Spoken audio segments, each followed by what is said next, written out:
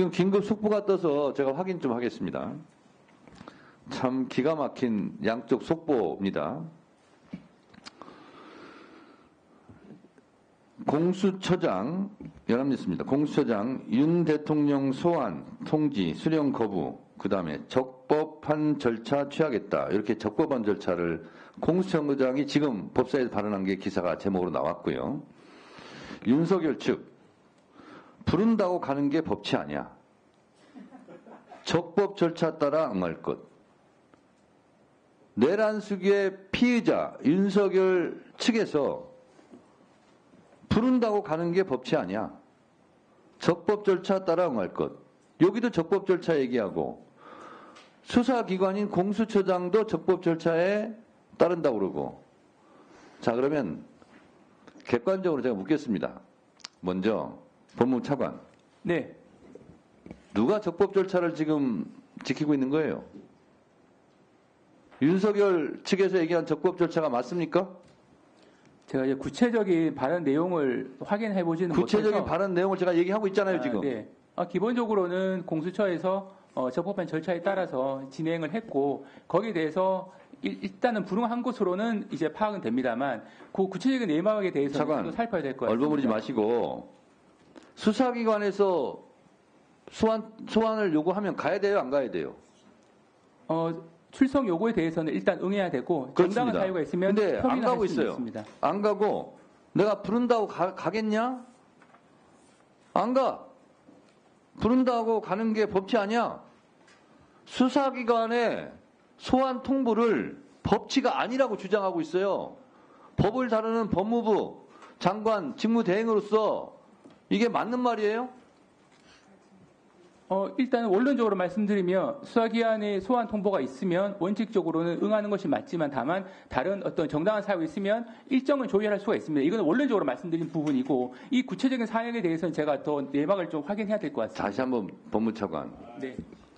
부른다고 가는 게 법치 아니야. 내가 부른다고 가겠냐? 이게 맞는 말이냐는 걸 묻는 거예요. 네. 그 표현에는 좀 오해 소지는 있다고 판단됩니다. 오해 소지가 아니라 이거 틀린 말이죠. 네네. 그 부분은 좀 문제의 소지 있어 보입니다. 네네.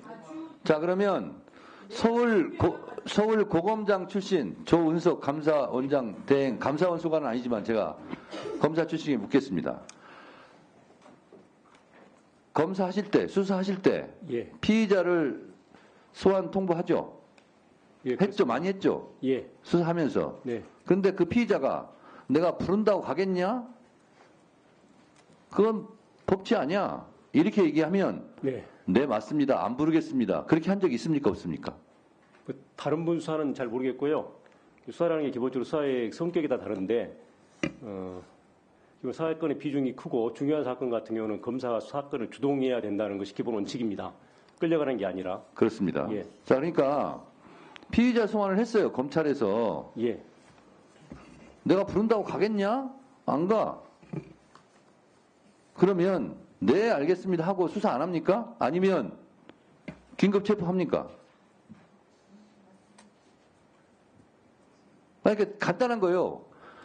검사가 피의자에 대해서 계속 부르는데 예. 조사받으러 오라고 부르는데 안 가요. 계속 버텨요. 네. 그럼 수사를 안 한 적 있습니까? 없습니까? 수사는 하지요. 하죠. 어떻게 했습니까? 근데 이제 형사소법이 이제 부여한 그 여러 가지 수단이 있습니다. 그에 따라 유효적절하게 수사의 효율성 따져서 타이밍을 놓치지 않고 필요한 조치를 취하는 것이 수사하는 사람의 기본 자세입니다. 조은석 전 검사님, 예. 이런 경우는 강제 구인 조치 하지 않습니까? 맞죠? 근데 좀 그 구체적인 상황을 말씀드리니까 좀 그런데 좀 이런 말씀 드리고 싶어요. 아니, 감사원 이 사안이 입장이 아니라 일반적인 경우. 윤석열 이 경우가 아니라 일반적인 경우 예. 검사가 계속 소환 통보하는데 안 하고 불응하고 나 안 가 계속 할 때 강제 구인 조치 합니까 안 합니까? 당연히 뭐 체포영장하고 강제 절차를 그렇습니다. 대한민국 헌법 12.1조는 모든 국민은 법 앞에 평등하고 이 항에는 특수계급은 인정되지 않는다고 그랬어요. 예. 일반적인 범죄 피의자를 그럴 경우는 체포영장 발부해서 강제 구인하는데 윤석열은 전직 대통령이니까 안 합니까? 아니, 현직 대통령 신분이니까 안 합니까? 그건 아니죠. 답변을 요구하십니까? 똑같이 적용해야 되죠. 답변을 요구하십니까? 네. 아마 저 공수처장이나 다른 수사에 지금 주재하시는 분들이 다 지금 그 공정성 시비 문제로 해서 말씀 안 하시고 계시지만은 실적으로는 다 필요한 조치를 취하고 있다고 봅니다. 적시에 하기 위해서. 예. 자, 그러니까 이게 법원행정처장님 예. 그냥 윤석열이라고 생각하지 마시고 이렇게 피의자가 계속 소환에 불응해요. 안 나고 버텨요. 그래서 검사가 체포영장 청구를 하면 법원에서 발부해 줍니까? 안 해줍니까? 예, 조금 전에 다른 의원님 질의에도 제가 말씀드렸습니다만은 그런 경우에 이제 체포영장 발부가 이제 구체적으로 영장 판사가 과연 그것이 전체적인 경위나 맥락에 비춰서 정당한 사유가 있는지 없는지를 판단해서 발부 여부를 결정할 것이라고 봅니다. 그 우리가 국감 때도 많이 얘기했습니다만 검사가 청구한 영장 발부율이 그때 몇 프로였죠? 90%가 넘죠.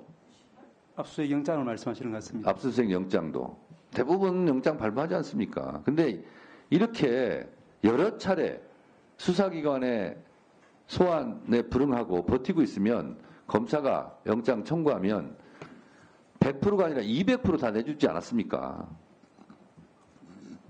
소장님 그렇지 않습니까?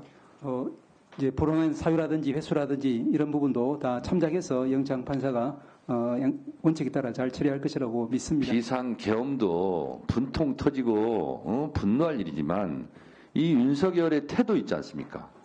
뭐라고 또 얘기했는지 아세요?